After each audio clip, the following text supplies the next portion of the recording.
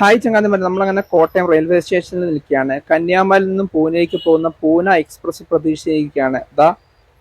ആ പൂന എക്സ്പ്രസ് എത്തിയിരിക്കുകയാണ്. അപ്പം നമ്മൾ കോട്ടയത്ത് നിന്നും നേരെ പൂന റെയിൽവേ സ്റ്റേഷനിലേക്കാണ് നമ്മുടെ യാത്ര. അവിടെ നേരെ ബോംബെയും മുംബൈ എല്ലാം കാണാൻ വേണ്ടിയാണ് നമ്മുടെ ഇന്നത്തെ യാത്ര. നമ്മുടെ കോട്ടയത്ത് നിന്നും നമ്മുടെ വാഹനം ഇങ്ങനെ പുറപ്പെട്ട്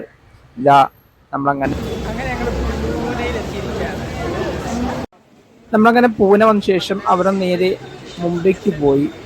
അവിടെ നിന്ന് മറ്റൊരു ട്രെയിനിൽ കയറി ബൈക്കുള എന്ന സ്ഥലത്തേക്ക് നമ്മൾ യാത്രയ്ക്കാൻ ടിക്കറ്റ് എടുത്ത് ഒരാൾക്ക് 5 രൂപ എന്ന നിലയിലാണ് അങ്ങോട്ടുള്ള സിറ്റി സർവീസ്. അതിനുശേഷം ഞങ്ങൾ ടാക്സിയിൽ ഒരാൾക്ക് 30 രൂപ എന്ന നിലയിൽ അടുത്ത ടാക്സിയിലേക്ക് ആ ബോംബെയും മുംബൈയുടെ ആ പരിസരമെല്ലാം കണ്ടാണ് യാത്ര. ധാരാളം മാർക്കറ്റുകളുണ്ട്, അതുപോലെ ധാരാളം വാഹനങ്ങൾ നിരനിരയായി ഒഴുകുകയാണ്. നമ്മൾ ഹാജി അലി ദർഗ മസ്ജിദിലേക്കാണ് നമ്മുടെ യാത്ര. നമ്മൾ ഏകദേശം അതിൻ്റെ കവാടത്തിലേക്ക് അടുത്തെത്തിയിരിക്കുകയാണ്.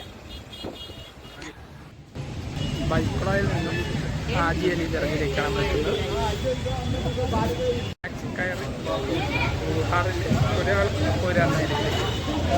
ഞങ്ങളങ്ങനെ ഹാജി അലിയിലേക്ക് കടക്കുകയാണ്. ഹാജി അലി ഹസ്രത്ത് ദർഗയിലേക്ക് കടക്കുന്നതിന് എൻട്രി ഫീസ് ഒന്നുമില്ല.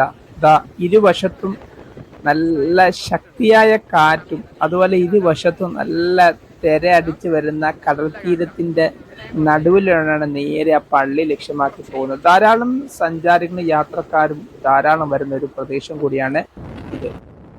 കടൽ തീരത്ത് കൂടെയുള്ള യാത്ര ആയതുകൊണ്ടാണ് നല്ല ശക്തിയായ കാറ്റ്, അതുപോലെ ഒരു മറയൊന്നുമില്ല. നേരെ കടലിലെ തിര വീശുന്ന പോലെ കാറ്റ് നല്ല വീശിയാണ്. അതുകൊണ്ടാണ് ഞാൻ വോയിസ് തന്നെ രണ്ടാമത് ചേർത്തിരിക്കുന്നത്. കാരണം ഒന്ന് പറഞ്ഞാൽ ഒന്നും മനസ്സിലാകില്ല, അതുപോലെ കാറ്റാണ്. കാരണം കടൽ വെള്ളം ഇച്ചിരി കുറവായുണ്ട്, ഭംഗി കുറവുണ്ട്. എങ്കിലും വെള്ളം ഉള്ള സമയത്ത് അഥവാ വൈകുന്നേരങ്ങളിലാണ് ഈ കടലിലെ വെള്ളം കയറി വരുന്നത്. ഞങ്ങളിപ്പം നിൽക്കുന്നത് ഉച്ച സമയത്താണ്, നട്ടുച്ച സമയത്ത്. അതുകൊണ്ട് വെള്ളം കുറവാണ്. കാരണം വൈകുന്നേരങ്ങളിലാണ് ശക്തിയായ തിര വരുന്ന സമയം. ആ സമയത്താണ് നല്ല രസമായിരിക്കും. ഏക്കാതെ ഞങ്ങൾ ഉച്ചസമയത്ത് എത്തിക്കൊണ്ട് ഏക്കാതെ നടന്ന ആ പള്ളി ലക്ഷ്യമാക്കി പോയാണ്. ഹാജി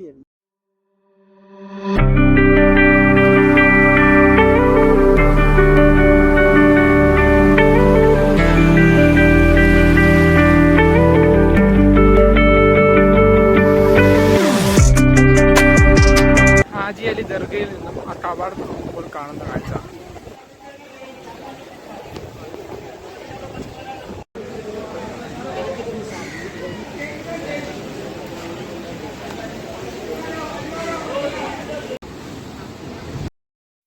ആ ദർഗയും പള്ളിയും കഴിഞ്ഞാൽ ഈ ഒരു വ്യൂ ആണ്. തൊട്ടപ്പുറത്തല്ലേ ദുബായ് മാറി നിൽക്കും. നല്ല തലയെടുപ്പുള്ള ബിൽഡിങ്ങുകളും ആ പാലവും ഈ പള്ളിയുടെ മുറ്റത്ത് നോക്കിയാൽ കാണാവുന്ന കാഴ്ചയാണ്.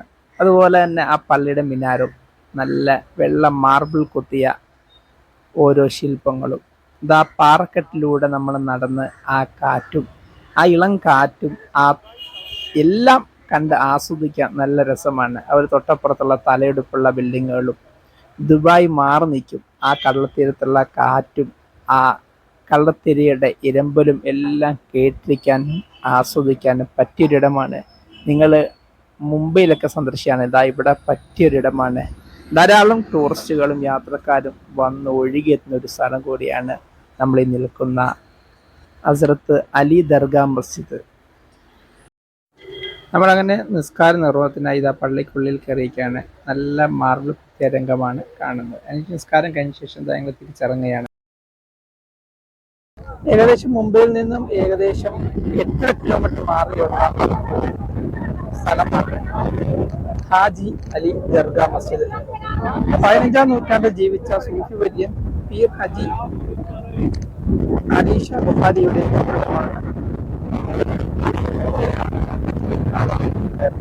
ഉള്ളത്. അറേബ്യൻ കടലിൽ നിന്ന് ഏകദേശം 500 അടി ഉള്ളിലേക്ക് മാറി കടൽത്തീരത്താണ് ദർഗ. കടലിൽ സ്ഥിതിചെയ്യുന്ന ഏഷ്യയിലെ ഏക ദർഗയാണ് ഹാജി അലി. 15-ാം നൂറ്റാണ്ടിൽ ലോകം ചുറ്റിക്കറങ്ങിയ ശേഷം മുംബൈ താമസമാക്കിയ ഹാജി അലി ഷായുടെ കബറിന്റെ ഭാഗമാണ് നിർമ്മാണം.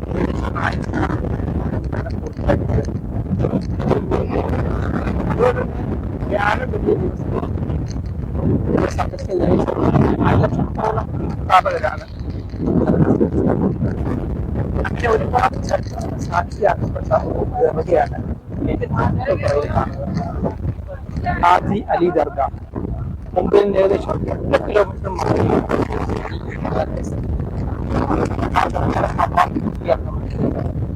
ധാരാളം ബിൽഡിങ്ങുകൾ കാണാൻ പറ്റും.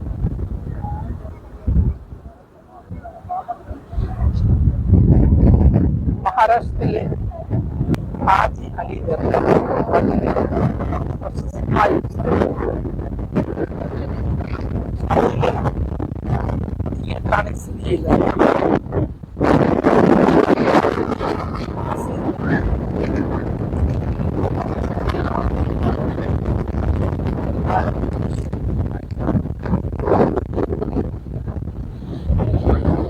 എല്ലാ കാര്യങ്ങളും മാത്രമാണ്.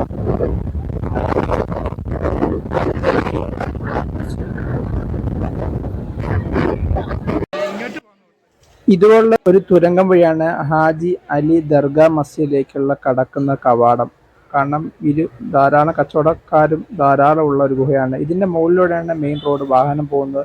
ഈ വഴിയാണ് അങ്ങോട്ട് ഇറങ്ങുന്നതും കടക്കുന്നതും എല്ലാം പാകം. അപ്പോൾ ഇന്നത്തെ വീഡിയോ ഇഷ്ടപ്പെടുന്ന തീർച്ചയായും അഭിപ്രായം അറിയിക്കുക. അങ്ങനെ നമ്മൾ ഇവിടുത്തെ വിശേഷം എല്ലാം കഴിഞ്ഞതാ നേരെ ബൈക്കുള്ളയിലേക്ക് ടാക്സി കയറി നേരെ ബൈക്കുള്ള ലക്ഷ്യമാക്കിയാണ് നമ്മുടെ യാത്ര. അമ്പലത്തെ വീഡിയോ അവസാനിക്കുന്നു. അടുത്ത വീഡിയോ ചെറിയ പേർക്ക്. Okay, thank you.